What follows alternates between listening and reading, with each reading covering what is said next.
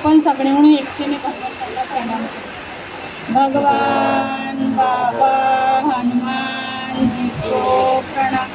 महान त्यागी बाबा भीमदेव जी को प्रणाम। परमात्मा परमपूज्य परमात्मा सेवक मंडळ चिंची नागपूर शाखा उमरेडच्या वतीने आज आरेकर भाऊ यांच्या घरी जगाच्या हवनाची चर्चा बैठक नुकतीच चालू झाली आणि त्या चर्चा बैठकमध्ये असलेले स्वयं भगवान बाबा हनुमानजी यांना माझा कोटी कोटी प्रणाम। तसेच सर्वांचे सद्गुरू महान त्यागी बाबा जुमदेवजी यांना माझा कोटी कोटी प्रणाम।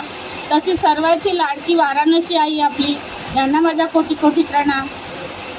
सर्व मंचकावर बसलेले सेवक सेविका बालगोपाळ सर्वांना माझा मनपूर्वक नमस्कार। आम्ही पण या मार्गात येण्याच्या आधी फार दुःखी होतो आणि दुःखामुळे ह्या मार्गाची वाटचाल केली आणि मला खूप त्रास होता। मला माझं डोकं खूप बसून मी खूप कंटाळली होती। त्याच्यानंतर मी पहिले पण मार्गात होती, माझ्या आईवडिलाकडे चर्चा बैठक व्हायची। नंतर मी 8 वर्षांनी मार्गात आली आणि 2-3 वर्षातच त्यागी झालो आणि खूप समाधानी झाली।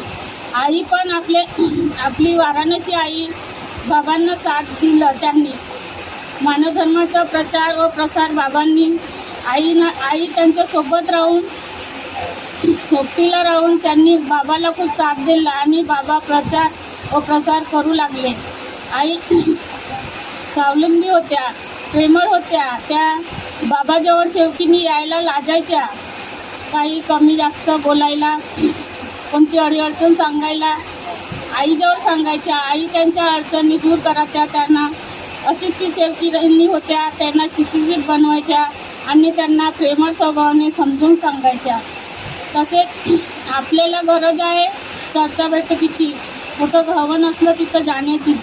सेवकीनी आजची हे सेवकी नाही, आज त्यांच्या घरी त्याग झालं। त्यांच्या आईकडे पण होता आणि इथं पण होता, त्या भीत होत्या बोलायला मला एवढं पण नाही।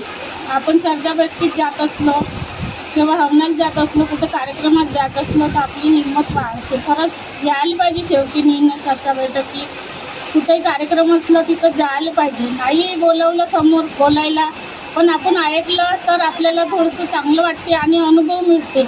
आज एवढे सारे सेवक तुमच्या घरी आले, हे कशासाठी वेळ काढून आले? त्यांच्याकडे वेळ नाही आहे, सगळे कामाचेच आहे, पण त्यांनाही गरज आहे भगवंताची आणि चर्चा बैठकी। तसे आपण लहान बनून आपल्यालाही गरज आहे पैशाची आणि आपल्यालाही गरज आहे भगवंताची चर्चा बैठकीची। सेवकांनी वेळातून वेळ काढून यायला पाहिजे। सेवकींनी सुद्धा आपल्या मानव मंदिरात नेहमी पंधरवाडी चर्चा बैठक रोज ते कार्यक्रम होतात, तिथं यायला पाहिजे, वेळ काढायला पाहिजे। तेव्हाच आपण शिकू, आपली मुलं पण शिकतील। आपल्यालाच माहीत नाही राहील चर्चा बैठकीचा अर्थ, तर आपली मुलं का शिकतील आणि आपण त्यांना काय सांगू?